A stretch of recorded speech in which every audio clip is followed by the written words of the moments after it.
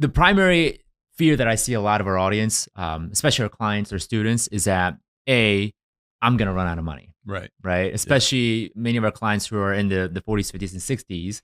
They're like, I'm going to run out of money. Right. Or my 401k is not good enough, or my mortgage is not paid off, or they have a laundry list of things not here, not there. It's, things that are not checked off. But for us who follow Jesus, how do we operate in that? Especially in the culture where, you should have your 401k set up. You should have 6 months of savings set up. How do we navigate that? Yeah. I mean, I don't think anything's wrong with any of that, of course. Yeah.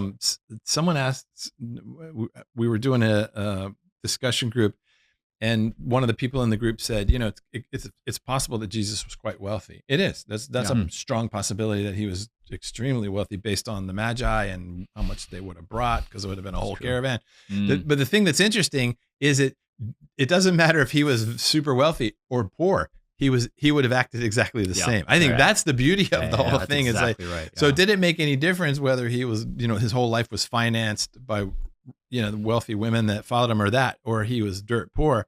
It's like he only had one master, as he says, right? You can't serve both of those masters. That's the challenge.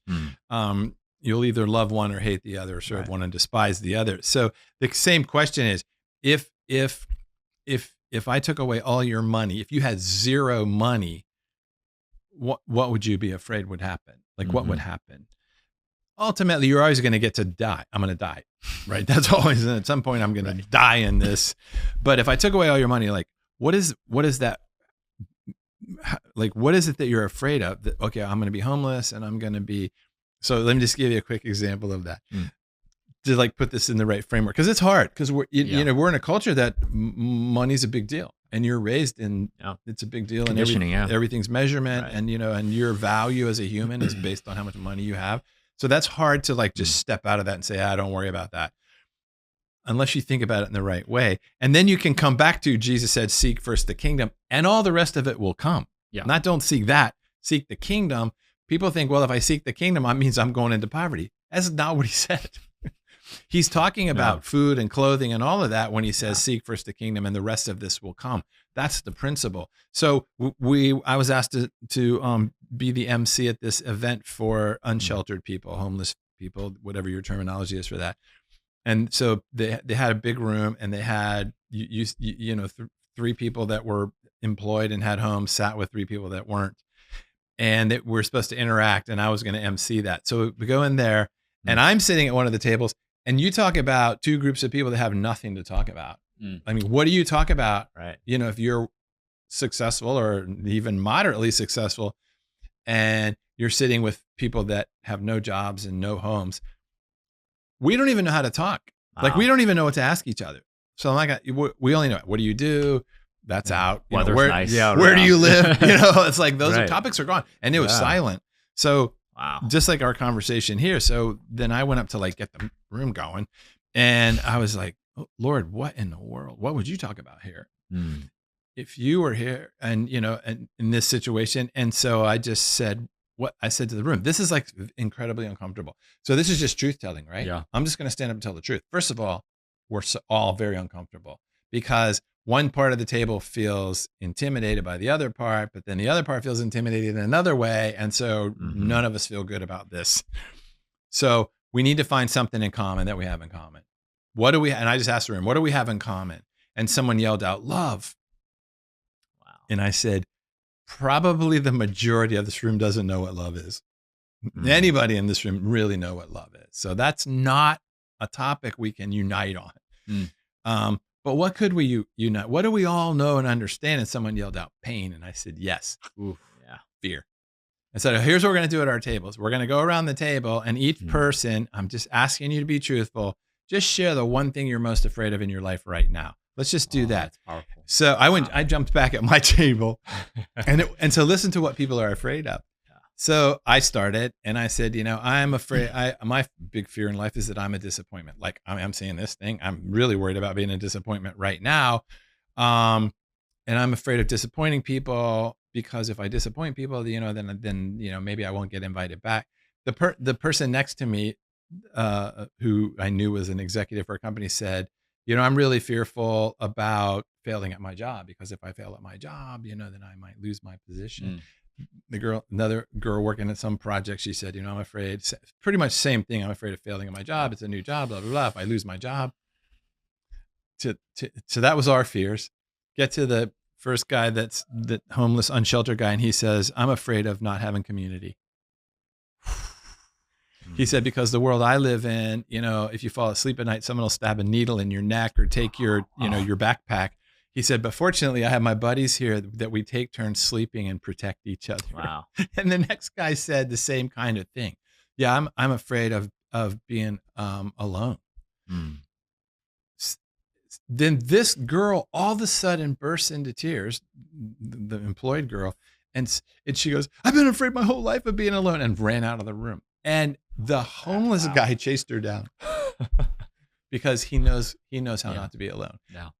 All of us were afraid of losing our possessions. Yeah. They were afraid of losing community. Wow.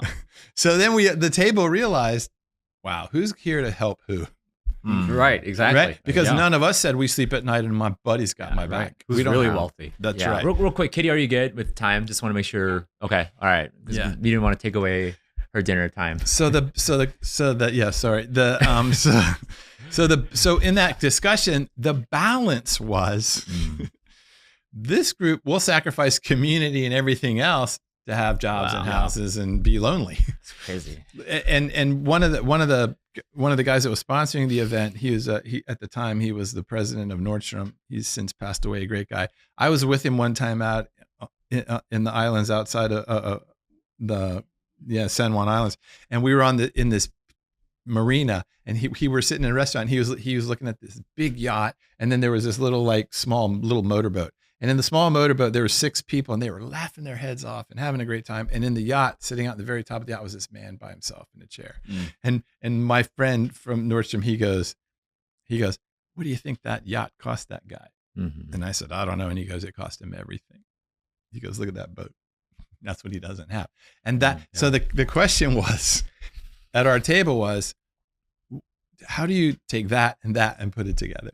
Yeah. Seek first the kingdom, and all of this. That's right. And it's crazy too, because the guy in the yacht probably got there for the approval of other people in his life. Yeah. But yet never got it and never got the community. That's right. Yeah. And so the Nordstrom guy was saying, I'd rather be in that little boat with all those guys laughing their heads off than sitting on that big yacht.